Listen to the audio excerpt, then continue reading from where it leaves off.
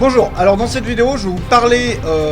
d'un outil, d'une idée, d'un concept qui peut vraiment vous être utile si votre activité consiste à créer du contenu et à vivre de ce contenu. Alors il y a beaucoup de gens qui sont blogueurs, il y a des gens qui créent des produits d'information, il y a des gens qui donnent plus ou moins des cours dans différents formats, ça peut être du coaching, ça peut être du consulting, ça peut être des cours, voilà, donc des gens qui travaillent avec du contenu. Et probablement, enfin même pas probablement, si vous êtes dans ce cas-là, votre capital ou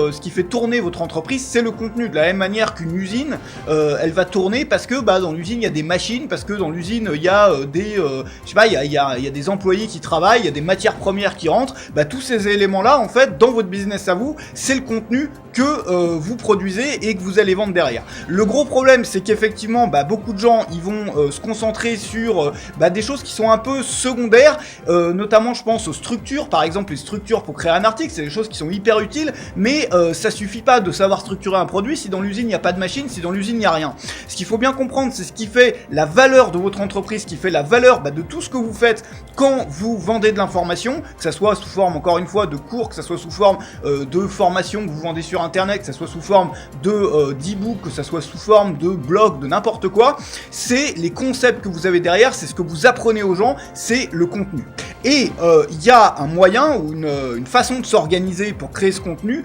qui, à mon avis, est meilleur que les autres. Alors c'est quelque chose à essayer, que vous pouvez essayer chez vous, il y a plein d'autres façons de travailler qui existent, mais cette façon-là, elle est beaucoup plus facile que les autres, parce qu'elle va vous permettre de créer des articles de blog, elle va vous permettre de créer des produits avec une facilité limite déconcertante. L'idée c'est ça. Alors moi je vous montre, j'ai une boîte ici, qui est une boîte de tabac antique, enfin pas antique, c'est un truc, ça doit dater de, je sais pas, aux alentours de la Seconde Guerre mondiale ou quelque chose comme ça. Donc ça peut aussi se faire dans une boîte de confiture, dans une boîte de coton-tige ou dans n'importe quel type de boîte, ou dans une boîte à chaussures, voilà, ou carrément au format numérique, c'est-à-dire sur un ordinateur. Et dans cette boîte, ce que j'ai, alors je sais pas si on voit bien avec la lumière, vous voyez j'ai des petites fiches comme ça. Alors là j'en ai pas beaucoup ici, mais l'idée c'est d'avoir donc tous les concepts. Par exemple la vidéo que je suis en train de faire, je l'ai prise d'une fiche comme ça. Quand je veux faire une formation, par exemple imaginons, je veux faire une formation demain sur le trafic. Par exemple comment aider les gens à développer davantage d'audience. Alors je peux me dire par exemple, je vais regarder dans mes petites fiches, alors j'aurais pu aussi faire un code couleur avec une couleur par thématique, par exemple je sais pas, du orange pour le trafic, du bleu sur la persuasion, selon les catégories que vous avez sur votre blog, c'est peut-être un autre truc, c'est peut-être, si vous parlez de cuisine, ça peut être une catégorie sur les desserts, une catégorie, etc. Et ce qu'on peut faire, quand on crée un produit, quand on crée quelque chose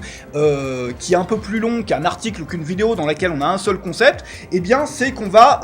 poser tout ça sur la table et les réorganiser de façon à ce que ça fasse sens, que ça se déroule dans une suite logique et sans forcément se triturer les neurones devant une page blanche à se dire mais attends, de quoi est-ce que je vais bien pouvoir parler. Donc en sortant un peu toutes les choses et sur une grande table, réorganiser un petit peu toutes ces fiches pour trouver un plan qui fasse sens, à la limite en rajouter d'autres. Et moi je sais que très souvent quand je fais ça, j'ai d'autres idées qui viennent, c'est-à-dire que je vais mettre une chose, une deuxième chose, une troisième chose et je me dis mais attends, il y a un truc, il y a un lien entre ces trois choses-là auquel j'ai peut-être déjà pensé mais j'ai jamais vraiment conceptualisé, j'ai jamais vraiment mis sur papier. Et alors moi ce que je fais, évidemment on fait ça comme on veut, moi ce que je fais c'est que sur la plupart des fiches, il y a juste une petite phrase qui va se trouver en haut de la fiche. Et parfois il va y avoir un exemple, parfois il va y avoir 2-3 petits points complémentaires sur la théorie, sur les façons dont on peut appliquer ça, qui vont me permettre tout de suite de voir de quoi je vais parler. Voilà, mais la plupart du temps je le sais en lisant le titre, je sais de quoi on parle. Par exemple j'en ai, alors il y a un truc d'ailleurs si ça vous intéresse, ça n'a rien à voir, mais c'est sur une de mes petites fiches, qui consiste, quand on fait de la vidéo, si vous faites de la vidéo et que vous n'êtes pas à l'aise, vous mettez la caméra très loin. Et moi je sais que mes vidéos ont un rendu qui est passé du tout au tout à partir du moment où je faisais des vidéos proches de la caméra, en mode un peu webcam, même si c'était pas une webcam, au moment où j'avais mon studio, parce que, et je pense qu'il y a une énorme différence dans la façon dont je parle, à cause de ça, parce que la caméra elle est bien à, je sais pas, je suis pas bon en mètres, mais elle doit être à 3 mètres ou un truc comme ça de moi, donc du coup on parle comme si la personne était au bout de la salle, il y a beaucoup plus de pêche et on n'est plus dans le mode, je parle devant ma webcam au fond de ma chambre à côté du placard et de la salle de bain. Voilà, donc ça n'a rien à voir avec ce que je suis en train de vous raconter, c'est simplement pour vous montrer qu'à partir d'une petite fiche comme ça, bah, j'ai un concept que je connais et que je peux développer pour faire une vidéo, un article, un contenu, etc. et qui peut aussi servir de partie théorique à une formation. Alors évidemment, dans une formation, l'idée c'est d'avoir quelque chose de pratique aussi à côté. Les gens achètent des formations ou du coaching ou autre chose, pas pour découvrir des jolies idées qui sont sympas et qui effectivement font un peu tilt quand on les voit, quand on les entend, mais pour avoir un plan d'action précis. Donc l'idée sur une formation, c'est effectivement de partir de ça et après de transformer ça en un plan d'action précis avec étape 1, étape 2, étape 3. Bon, en gros avec ces fiches là, ce qu'on a, c'est un système qui ressemble à celui qu'ont les chanteurs par exemple, ou les musiciens, quel que soit leur, voilà, que ça soit du R&B, je sais pas, du Bouge Mémé, j'en sais rien, voilà, du Patrick Sébastien, c'est toujours la même chose. L'idée c'est que ces gens-là, ils ont des morceaux.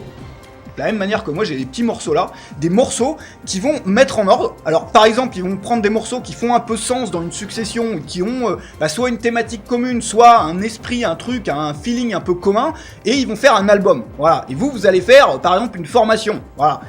ou ils vont faire une compilation, où ils vont faire le top des hits de je sais pas quoi, du top machin, enfin j'en sais rien, je connais rien. Donc ils vont pouvoir sortir des compilations autour de ça. Ils vont pouvoir, et à partir de ça effectivement vous pouvez tout faire, c'est-à-dire que vous pouvez faire une conférence quand vous avez ça, vous pouvez faire un produit comme je vous le disais, aussi un méga produit, un truc voilà énorme. Par exemple on voit des gros produits chez certains qui font parfois 40 heures, alors moi j'en ai mais c'est pas vraiment un produit que j'ai fait 40 heures à la suite, c'est un pack, mais on peut imaginer toutes sortes de produits, c'est-à-dire de décliner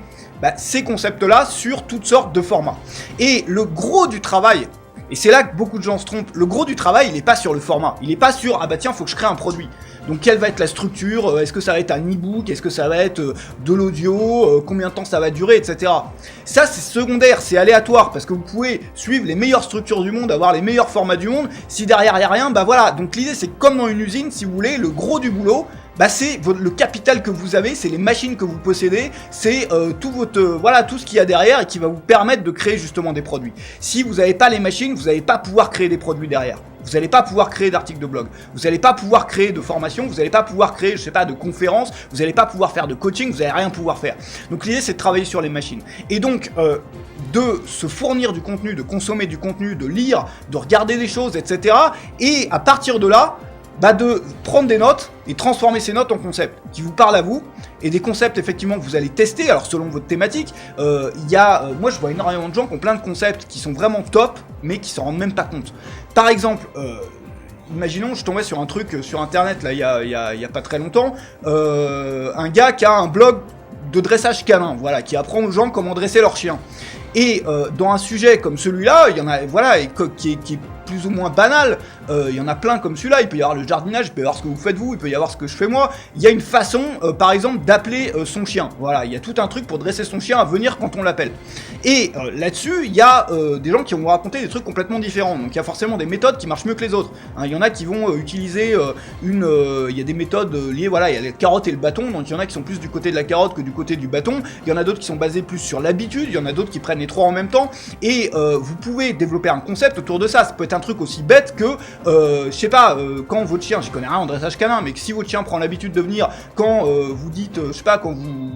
vous agitez un chiffon rouge, hein, et que vous lui donnez à chaque fois, j'en sais rien, mais ça va faire un concept, ça peut vous faire un article de blog, etc. Donc vous le notez, et dans 2 ans vous l'aurez encore, dans 3 ans vous l'aurez encore, et au fur et à mesure, au fil du temps, votre liste elle va se gonfler. Donc il n'y a rien de révolutionnaire là-dedans. Moi je l'ai fait pendant des années sur un fichier texte, mais rien que le fait de le noter et de l'avoir si possible sur un format où on puisse remixer le machin et le mettre un peu dans l'ordre qu'on veut, ça peut vraiment aider. Voilà, donc il n'y a vraiment rien de révolutionnaire, rien d'extraordinaire, simplement le fait de se rendre compte que votre capital c'est le contenu, c'est les concepts, c'est les idées que vous avez dans la tête, et le problème c'est que si elles restent dans la tête, elles vont vite partir, et on voit tellement de gens qui ont du mal à trouver des sujets pour leurs articles, du contenu pour leur formation, ils ont tellement de choses à dire, simplement ils l'ont pas noté, ils ont pas forcément une petite boîte comme ça. Donc si vous achetez pas une petite boîte comme ça,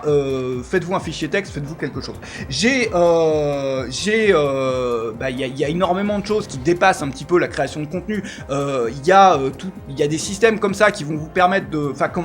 en gros, quand on blogue, le blogging. Je sais qu'il y a beaucoup de gens qui bloguent, qui me suivent, vous bloguez peut-être, qu'on appelle ça un blog ou qu'on appelle pas ça un blog. Moi je sais qu'il y a des gens qui me disent ah bah tiens ton site c'est pas un blog parce que ceci, parce que cela, c'est vrai que ça ressemble de moins en moins à un blog, peu importe le format, il y a plein de systèmes comme ça que vous allez pouvoir utiliser pour développer votre trafic, pour créer du contenu et pour transformer les gens qui consultent votre contenu en clients et pour transformer vos clients en clients fidèles. J'ai tout réuni sur une vidéo qui se trouve juste en dessous, le système de blogging complet dans lequel vous allez trouver toutes mes techniques de blogging, donc il suffit de cliquer sur le lien, comme d'habitude, vous allez voir la vidéo qui va vous présenter tout ça, donc on se retrouve de l'autre côté pour parler de blogging et pour étendre un petit peu le sujet, non pas seulement à la création de contenu, mais à tous les éléments qui font un blog, qui font, voilà, pas un blog pour qu'on puisse l'appeler un blog, c'est-à-dire qu'on fasse comme tout le monde, avoir bien le petit truc de commentaire à tel endroit, le machin, la barre de côté, ceci, cela, non, mais un blog qui soit un business, un blog qui vous permette de vivre, de vivre du truc, quoi, et un blog rentable. Voilà, on se retrouve tout de suite de l'autre côté sur la deuxième vidéo. À tout de suite, salut!